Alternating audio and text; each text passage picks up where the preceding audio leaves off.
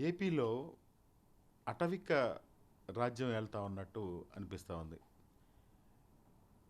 సాయి కృష్ణ అనే యువకుడు పోలీస్ స్టేషన్‌కి వాళ్ళు తీసుకెళ్ళి, పోలీసులు ఏం చేశారో కూడా తెలియని పరిస్థితిలో ఈరోజు ఆ తల్లిదండ్రులు, వాళ్ళ బంధువులు ఆవేదన వ్యక్తం చేస్తా ఉంటే, అది చాలా హృదయ విదారకరమైనటువంటి పరిస్థితిగా కనిపిస్తా ఉంది. ఈ కూటమి ప్రభుత్వం ఎక్కడా కూడా ఇన్ని ఇన్ని ఈ 3 రోజుల నుంచి, 4 రోజుల నుంచి ఈ ఇష్యూ అతన్ని చంపేశారంటున్నారు.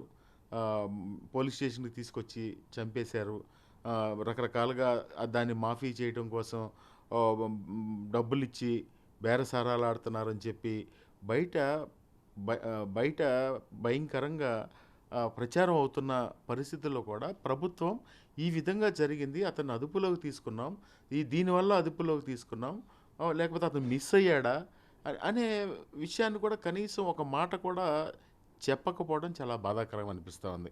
ఎప్పుడైతే ఆ తల్లిదండ్రులు కోర్టుకెళ్లారో, ఆ కోర్టుకెళ్ళిన తర్వాత ఈ విషయం బయటికి రావడం. అంటే ఒకవేళ కోర్టుకెళ్ళకపోతే కూడా ఆ విషయం బయటకొచ్చేది కాదేమో! కానీ ఈ ప్రభుత్వానికి ఎటువంటి బాధ్యత లేదు.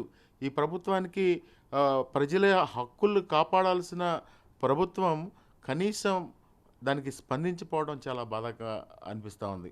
ఎందుకంటే బయట తెలుసుకుంటా ఉంటే కృష్ణలంక పోలీసులు ఎప్పుడు కూడా ఇదే ఆనవాయితీని కొనసాగిస్తారు. ఒక ఫ్లోరు వాళ్ళని కొట్టడం కోసమే ఒక ఫ్లోర్ అంతా కూడా ఉపయోగిస్తారు. ప్రతిరోజు కూడా ఈ సీఐ గారికి ఒక ఎవరో ఒక డీజీపీ గారు, రిటైర్డ్ డీజీపీ గారు మేనల్లుడు అంటే ఆయన ఆ అండలు చూసుకుని అన్నీ చూసుకుని ప్రజల్ని కొట్టడమే ధ్యేయంగా అతను పనిచేస్తాడని చెప్పి అక్కడ ప్రజలందరూ కూడా చెప్తా ఉన్నారు. భయపడిపోతా ఉన్నారు.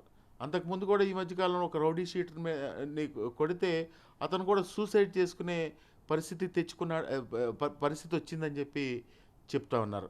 కనీసం ఈ రోజు కన్నా చంద్రబాబు నాయుడు గారు కానీ, లోకేష్ గారు కానీ, హోంమంత్రి గారు కానీ ఒక ప్రకటన చేయకపోవడం చాలా దారుణం అని చెప్పి ఈ సందర్భంగా నేను తెలియజేస్తా ఉన్నాను. అదేవిధంగా మా వైఎస్ఆర్ కాంగ్రెస్ పార్టీ నుంచి అంబటి రాంబాబు గారు నిన్న చెప్పినటువంటి విషయాలు మీరు కాదు అంటే కాదని నివృత్తి చేయండి. జరిగిన విషయాన్ని మీరు ప్రభుత్వం తరపున మీకున్నటువంటి ఇంటెలిజెన్స్ కానీ, మీకున్నటువంటి యంత్రాంగం కానీ, మా అంబటి రాంబాబు గారి కంటే మీకు ఎక్కువ తెలుసు కదా! మీరు కాదంటే కాదని చెప్పండి. మళ్ళీ దానికి కులాలు ఆపాదించి ఆయన కాపు కులానికి సంబంధించిన మనిషి కాబట్టే వీళ్ళు రాజకీయం చేస్తున్నారని చెప్పి డైవర్షన్ పాలిటిక్స్ చేస్తూ ఈరోజు చేస్తున్నట్టు విధానం చాలా దారుణమైన విషయం అని చెప్పి కూడా ఈ సందర్భంగా తెలియజేస్తా ఉన్నాను. తక్షణమే పోలీసులు ఏమి జరిగింది, అతను ఒకవేళ బ్రతికున్నాడా, మిస్ అయ్యి ఉన్నాడా, లేదు అంటే చనిపోయాడా, చనిపోయడానికి గల కారణాలు ఈ ప్రభుత్వం తెలియజేయాల్సిన అవసరం ఉందని చెప్పి కూడా ఈ సందర్భంగా తెలియజేస్తా ఉన్నా. ఇంతే తప్ప మీరు ఈ విధంగా ఏదో రెడ్ బుక్ రాజ్యాంగం అనో, రెడ్ బుక్ రాజ్యాంగం వైఎస్ఆర్ కాంగ్రెస్ పార్టీ నాయకుల మీద చూపిస్తూ ఉన్నారు. కానీ ప్రజల మీద కూడా మీరు రెడ్ బుక్ రాజ్యాంగం చూపించే పరిస్థితులు వస్తే ప్రజలే మీ మీద తిరగబడే రోజులు కూడా దగ్గరగా ఉన్నాయని చెప్పి కూడా ఈ సందర్భంగా తెలియజేస్తా ఉన్నాను.